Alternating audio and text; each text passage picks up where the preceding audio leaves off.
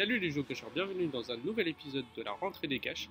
Aujourd'hui, cet épisode va être très court, on va parler des moldus. Un moldu, de la même manière que dans le monde d'Harry Potter, c'est une personne qui ne connaît pas le géocaching. Alors il y a une règle fondamentale dans le géocaching, c'est la règle de la discrétion. Quand vous cherchez une cache, il faut vous assurer qu'il n'y ait personne qui vous voit. Cette règle de la discrétion, qu'il n'y ait aucun moldu qui vous voit, elle a une raison. Les caches font bien trop souvent l'objet de déplacements, de destruction, de dégradation.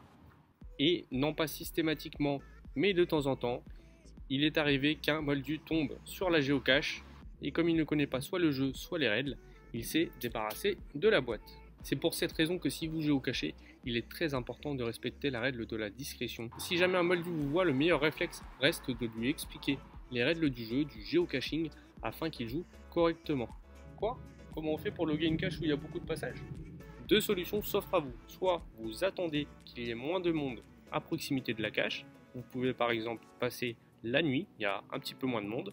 Soit vous utilisez une technique secrète de géocaching. Ça peut être un jogger qui refait ses lacets, une personne qui promène son chien, une personne qui lit un bouquin dans le cas d'une cache qui se trouve sous un banc. Et de manière générale, toutes les choses qui vous viendront en tête pour dissimuler le fait que vous cherchez un objet, une cache. Laissez libre cours à votre imagination, prêtez-vous au jeu, mais surtout, restez discret.